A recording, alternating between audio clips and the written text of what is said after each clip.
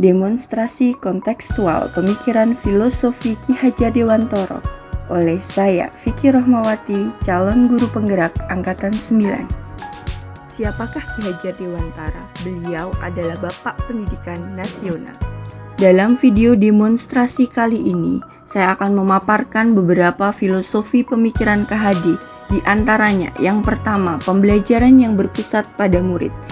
Menurut beliau membedakan antara pengajaran dan pendidikan. Pengajaran merupakan proses memberikan pemahaman kepada peserta didik untuk memberikan ilmu agar peserta didik memiliki kecakapan dan keterampilan lahir dan batin.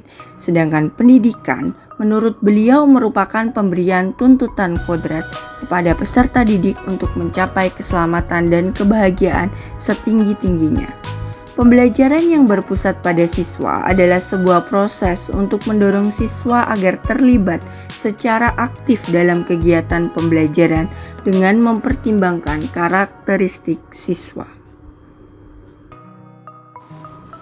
Pendidik adalah petani atau tukang kebun kehidupan. Anak-anak itu diibaratkan seperti biji tumbuhan yang disemai dan ditanam oleh petani atau tukang kebun di lahan yang disediakan.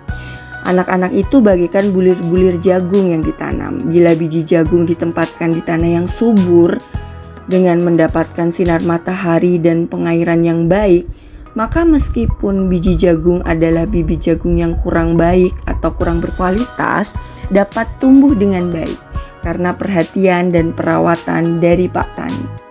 Demikian sebaliknya, meskipun biji jagung itu disemai adalah bibit berkualitas, namun tumbuh di lahan yang gersang dan tidak mendapatkan pengairan dan cahaya matahari serta tangan dingin Pak Tani, maka biji jagung itu mungkin tumbuh namun tidak akan optimal. Itulah mengapa bibit unggul, tanah yang subur, tentunya berbeda jenis tanaman, beda pula perlakuannya. Begitu pula beda tanah, beda pula kesuburannya.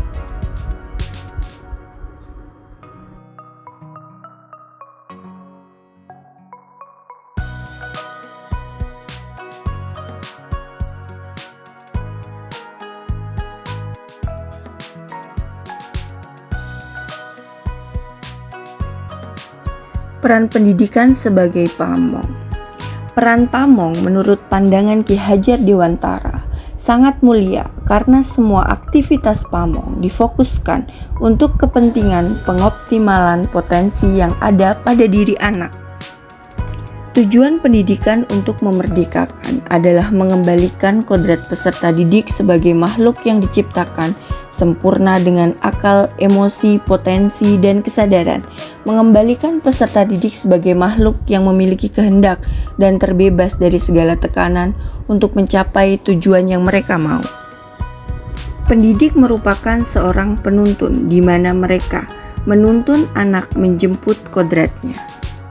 Untuk mengaplikasikan pendidikan yang memerdekakan peserta didik, memerlukan lingkungan yang nyaman, aman, mengedepankan prinsip kesetaraan tanpa ada paksaan.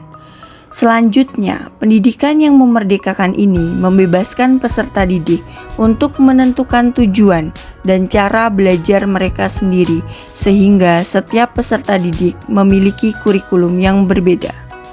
Pendidikan adalah taman tempat persemaian benih-benih kebudayaan. Kebudayaan yang dimaksud adalah sebuah peradaban, cita-cita masyarakat sebagai sebuah bangsa. Selanjutnya dalam trilogi pendidikan, yang pertama, Ingarso Sung Tulodo, di depan memberi teladan. Artinya sebagai seorang guru, dalam mendidik murid haruslah memberi teladan yang baik bagi murid-muridnya. Yang kedua, Ingmadyo Mangunkarso, di tengah membangun keinginan. Seorang guru haruslah mampu untuk memberikan motivasi bagi muridnya. Selanjutnya yang ketiga, Tutwuri Handayani, di belakang memberi dorongan. Sebagai seorang guru, kita harus mampu untuk selalu memberikan dorongan ataupun dukungan positif bagi murid-murid kita. Terima kasih. Tergerak, bergerak, menggerakkan.